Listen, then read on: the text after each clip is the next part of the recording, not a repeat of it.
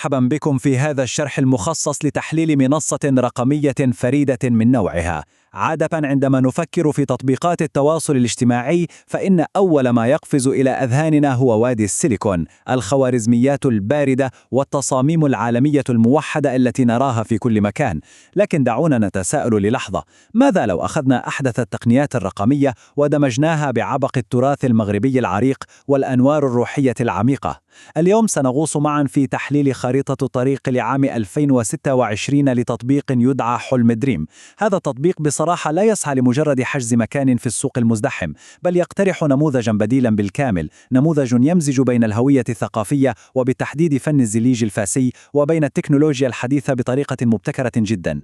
لتوضيح الصورة أكثر، الرؤية المركزية لهذه المنصة تتلخص في هذه المقولة الطموحة جدا: نحن لا نبني مجرد تطبيق تواصل اجتماعي، بل نشيد صرحا رقميا يجمع بين القيم الروحية والإبداع التقني.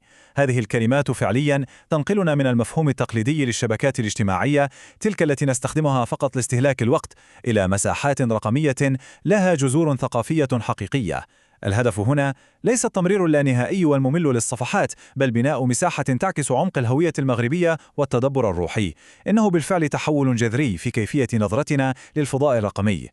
حسناً، في تحليلنا اليوم سنمر سريعاً على 6 محاور رئيسية لفهم هذه الخارطة: رؤية التطبيق، طاولات الحوار ثلاثية الأبعاد، ميزان العدالة الخوارزمي، الاقتصاد الرقمي بالهوية المغربية، فكرة إشعاعات النور بدلاً من الإعجابات، وأخيراً رسالة المؤسس العالمية.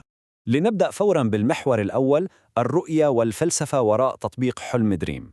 الهدف الجوهري الذي تسعى إليه خريطة 2026 هو ترجمة هذا التراث الروحي إلى معمار رقمي. وما يعنيه هذا هو أن الأمر لا يتعلق أبداً بوضع زخارف تقليدية كخلفية للشاشة وانتهى الأمر. لا، الفكرة هنا هي تشفير القيم المستمدة من الهوية المغربية لتصبح ميزات برمجية ملموسة. التطبيق يأخذ مفاهيم مجردة مثل الإنصاف والهيبة ويحولها حرفياً إلى أكواد وخوارزميات تحدد كيف يتفاعل المستخدمون مع بعضهم البعض. هذا هو الأساس الصلب الذي تنطلق منه كل الابتكارات التقنية في هذه المنصة.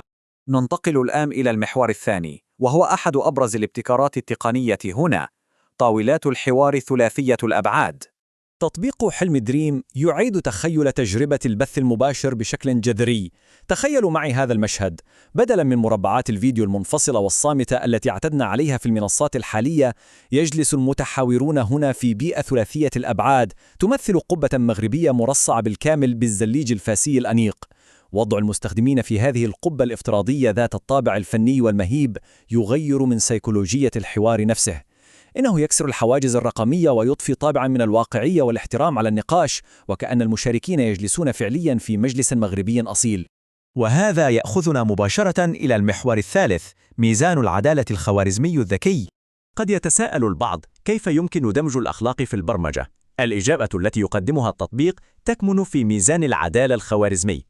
كلنا نعلم كيف تكافح المنصات اليوم في إدارة الحوار وتجنب استحواذ طرف واحد على النقاش. هذا النظام الذكي ليس مجرد خوارزمية تعمل في الخفاء لتقييد المستخدمين، بل هو أداة بصرية تظهر أمامهم. يتحرك الميزان لضبط الإيقاع بين المحاورين، مما يضمن توازن الحوار. إنه يجسد قيمة الإنصاف برمجياً، مما يشجع المستخدمين على تعديل سلوكهم ذاتياً للحفاظ على هذا التوازن الجميل. فكرة عبقرية، أليس كذلك؟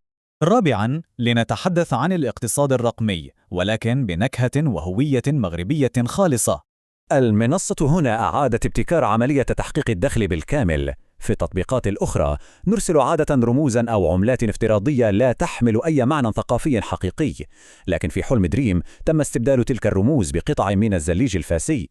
يبدأ الأمر بخطوة بسيطة: يمكن للمستخدم إهداء قطعة زليج واحدة قيمتها درهم واحد لدعم صانع محتوى معين، ومع تفاعل الجمهور تتراكم هذه القطع، والنتيجة بدلاً من مجرد أرقام جافة في محفظة رقمية، يساهم المتابعون معاً في تمويل وبناء لوحات فسيفساء فنية كاملة خطوة بخطوة. إنها تجربة دعم مالي تحولت إلى عمل فني جماعي يحتفي بالتراث. المحور الخامس يركز على تفاصيل التفاعل اليومي، إشعاعات النور كبديل للإعجابات. إجراء هذه المقارنة مهم جدا لفهم التجربة النفسية التي يقدمها التطبيق. جميعنا نعرف كيف تعمل الإعجابات التقليدية، أليس كذلك؟ إنها تعطينا جرعة سريعة من التحقق الاجتماعي، لكنها غالباً ما تكون سطحية.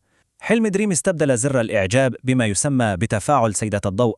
بدلاً من النقر على علامة القلب أو الإعجاب، يطلق المستخدمون إشعاعات ضوئية. قد يبدو التغيير بسيطاً في ظاهره، لكن دلالته عميقة جداً. هذه الإشعاعات تعبر عن المعرفة والتنوير الذي يبحث عنه المستخدمون. إنها تحول رد الفعل من مجرد تأييد عابر إلى اعتراف حقيقي بقيمة المحتوى وقدرته على إنارة العقول. نصل الآن إلى المحور السادس والأخير في تحليلنا، رسالة المؤسس العالمية.